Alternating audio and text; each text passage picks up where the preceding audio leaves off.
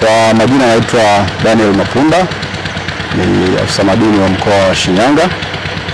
Kwenye mkoa wetu wa Shinyanga tunazo shughuli mbalimbali za madini ambazo zinajumuisha tafiti, uchimbaji, uchenjuaji na biashara ya madini.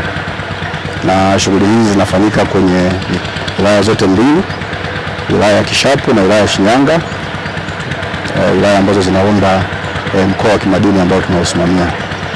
Kwa kama ambavyo nimeeleza, yuko fursa mbalimbali kwenye maeneo hayo, na tunao uwekezaji wa migodi ya uchimbaji mkubwa miwili na uchimbaji wa kati mgodi mmoja, lakini pia tuna shughuli za uchimbaji mdogo zenye leseni takriban 375 ambazo zimetawanyika kwenye hizo wilaya mbili ambazo nimezungumzia.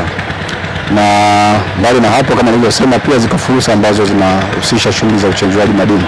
Kwa hiyo tunao wajasiriamali wengi ambao wamewekeza kwenye shughuli za uchenjuaji, na tuna mitambo ya aina mbalimbali ya shughuli za uchenjuaji madini takriban 150 kwenye eneo ambalo tunasimamia. Kwa hiyo unaweza kuona namna ambavyo shughuli hizi zimeshamiri kwenye maeneo haya mawili ya wilaya ya Kishapu na Shinyanga.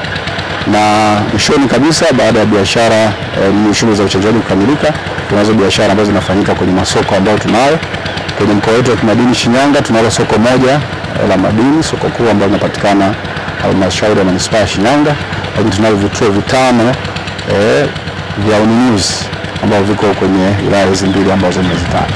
Kwa hiyo kwa ujumla wake tunaona fursa mbalimbali ambazo tunazo kwenye sekta ya madini, kuanzia kwenye tafiti mpaka kwenye biashara ya madini. Kama ambavyo nimeeleza, nafikiri ziko fursa mbalimbali za uwekezaji, lakini pia ni vizuri tukafafanua. Kwenye mkoa wa Shinyanga tuna aina kundi za madini ambazo ni madini ya dhahabu na madini ya almasi. Kama tunavyofahamu, nafikiri mkoa wa Shinyanga ndio mkoa pekee ambao unazalisha madini ya almasi, lakini pia tunayo madini ya ujenzi. Kama ambavyo tunafahamu, shughuli mbalimbali za ujenzi zinafanya matumizi ya madini ya ujenzi, na hayo tunayo kwenye wilaya zote ambazo tunazisimamia. Kwa ufupi, naweza nikasema kwamba bado kuna nafasi ya uwekezaji mbalimbali ya kuja kuwekeza kwenye shughuli za uchimbaji, lakini pia na biashara ya madini kwenye mkoa wa Shinyanga.